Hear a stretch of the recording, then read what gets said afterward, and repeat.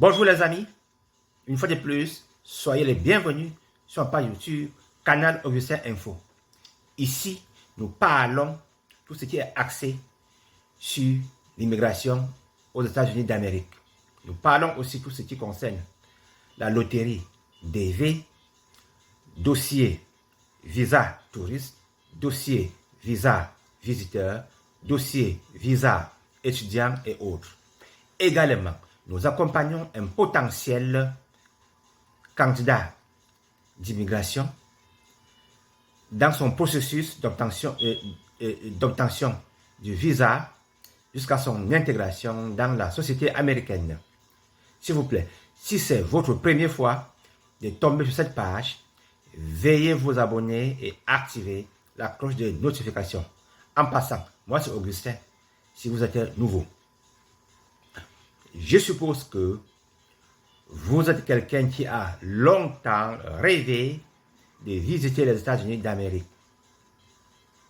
Cette fois-ci, vous avez eu une opportunité, vous avez rempli votre DS, vous avez payé les frais, vous êtes passé à l'interview, l'interview a été bonne, vous avez eu le visa pour aller aux États-Unis d'Amérique. Ça peut être un visa touriste ou bien un visa visiteur. Cette fois-ci, vous allez aux États-Unis d'Amérique. Arrivé à l'aéroport, vous serez soumis au contrôle par les autorités d'immigration. Thématique de la journée, comment passer l'immigration dans un aéroport aux États-Unis d'Amérique. S'il vous plaît, si cette thématique vous est intéressante, soyez scotché sur cette vidéo jusqu'à la fin. S'il vous plaît, nous aimons les commentaires, nous aimons les likes. Prière de faire des likes sur cette vidéo et les commentaires, s'il vous plaît. Je suppose que vous avez pris un vol à partir de votre pays, vous atterrissez dans un aéroport aux États-Unis d'Amérique, ça peut être Bruxelles, ça peut être, je ne sais pas, JFK à New York, ça peut être, je ne sais pas, n'importe quel aéroport, ça peut être, je ne sais pas, à Newark, je ne sais pas. Cette fois-ci, qu'est-ce qui va se passer? Vous sortez de l'avion, vous avez vos documents en main, mais pour traverser l'aéroport, vous devez être soumis au contrôle par les officiers de l'immigration qui sont en poste à l'aéroport. À travers cette vidéo, je vais essayer avec mon expérience personnelle, puisque j'ai eu à voyager plusieurs fois, et au niveau de l'aéroport, au niveau des aéroports, régulièrement les mêmes questions reviennent. Bon, parfois, il y a des questions qu'on ne m'a jamais posées, et ces questions ont été posées à certains gens. Bon, par exemple, moi, je viens avec le visa, avec un visa immigrant. Bon, il y a des questions qui sont en principe les mêmes que vous avez un visa immigrant ou bien un visa non immigrant. La thématique de la journée concerne le cadre de visa non immigrant. Les gens qui viennent avec surtout le visa catégorie B, B1, B2.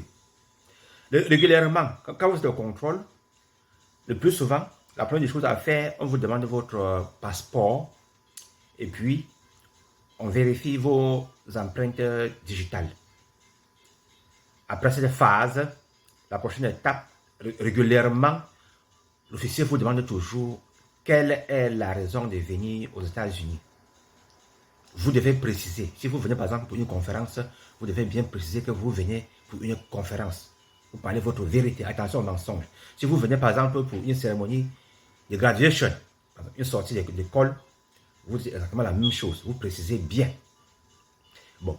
En deuxième question, régulièrement, on vous demande où est-ce que vous seriez logé aux États-Unis. Dans ce cas, vous avez un visa non immigrant, vous devez montrer à l'officier que vous ne venez pas aux États-Unis pour être quelqu'un qui sera, ne sais pas, logé dans une rue, quelqu'un auquel on va lui retrouver en bordure de la route. vous indiquez exactement l'adresse du lieu auquel vous partez. Si par exemple, vous venez pour le cadre de visa tourisme, vous devez signaler à l'officier l'hôtel auquel vous partez. L'officier peut vous demander la réservation de l'hôtel. Il peut vous demander. Ou bien, vous avez par exemple un visa visiteur, il peut vous demander là où est-ce que vous partez. Il peut même vous poser la question de celui qui vous a donné la lettre d'invitation. On veut savoir là où vous partez exactement. On ne veut pas que vous soyez un vagabond. On ne veut pas que vous partiez quelque part et puis après l'aéroport, vous entrez parmi les lots de gens qui sont homeless, sans domicile fixe. Et puis, la troisième question, souvent, on peut vous demander quelle activité est-ce que vous faites dans votre pays. Vous êtes garagiste, je suis garagiste. Vous êtes comptable, je suis comptable. On peut me demander où est-ce que vous travaillez. Vous indiquez clairement. Parce que si vous mentez, ils peuvent vous vérifier. Bon, maintenant, la quatrième question. Régulièrement, on vous demande quelle est la durée de votre séjour. Vous signalez exactement. Vous signalez. Vous allez faire combien de temps aux États-Unis? Vous signalez.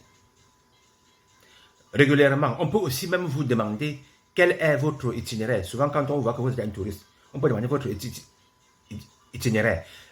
Dans ce cas, par exemple, les gens qui passent par moi qui passent à mon niveau, pour le cadre de visa touriste, je prends toujours la peine de les signaler. Il faut toujours avoir l'itinéraire du voyage. Par exemple, vous avez la réservation de l'hôtel, peut-être dans un hôtel dans le New Jersey. Par exemple, à Newark, dans le New Jersey. Et puis, vous sortez, vous descendez de l'avion à JFK, à New York. On peut vous demander quel est votre itinéraire, parce qu'on voit que vous partez au New Jersey. Et alors que vous atterrissez ici à New York, on peut vous demander votre itinéraire, s'il vous plaît. Vous indiquez clairement à l'officier que vous descendez ici à New York, vous allez prendre le bus pour arriver au New Jersey, ou bien vous allez prendre le train. Comme vous avez déjà fait votre réservation de l'hôtel, il y a quelqu'un qui vous a aidé à faire votre itinéraire. Vous sortez, vous montrez à l'officier. Bon, maintenant, en position 5, on peut vous demander la preuve du retour dans votre pays. L'officier de l'immigration vous s'assurer que vous avez un lien d'attache avec votre pays. Donc, quand on dit preuve de retour là, donc, vous lui montrez votre billet d'avion, retour. Vous sortez, vous lui montrez. Ça doit être dans vos documents. Bon, je continue. En position 7, on peut aussi vous demander, est-ce que c'est vous-même qui aviez fait vos valises? Parce que il peut arriver que on suspecte un peu vos bagages. Et puis, on vous demande si c'est vous qui avez fait vos bagages. Vous répondez clairement. Parce que vous pouvez dire non, ce n'est pas vous qui avez fait, quelqu'un vous a aidé. On peut maintenant choisir d'ouvrir vos bagages pour voir ce qu'il y a à l'intérieur. On ne sait jamais. Bon, en 7e position, on peut aussi vous demander, ça arrive aussi, l'officier peut vous demander, est-ce qu'on peut voir votre billet d'invitation? Je parle dans cette vidéo de visa visiteur, visa touriste. On peut vous demander par exemple, votre lettre d'invitation. Vous sortez, vous lui montrez. Ça peut être, par exemple, l'invitation pour une cérémonie de sortie d'école. Ça s'appelle ça graduation ceremony aux États-Unis. Ça peut être, par exemple, une cérémonie, je ne sais pas, de mariage. Vous montrez l'invitation au mariage. Vous pouvez aussi, ça peut aussi être le cadre d'une conférence. Vous sortez aussi, vous montrez. Bon, et en 8e position, une question très délicate. Cette question concerne le service de douane. Régulièrement, on vous demande si vous avez les produits animaux. ou bien vous avez de la nourriture. Ils aiment, au niveau des produits animaux, ils n'aiment pas que vous entrez avec de la viande, ou bien avec du poisson, des trucs comme ça, ils n'aiment pas. Et puis aussi, ça peut aussi, pour le cadre de la nourriture, ils n'aiment pas que vous veniez, par exemple, il y a des gens qui peuvent avoir même la nourriture préparée. J'avais suivi un cas, quelqu'un qui avait voyagé avec du poisson, avec du poisson braisé. Non, là, ça ne passe pas. Vous avez par exemple de la nourriture.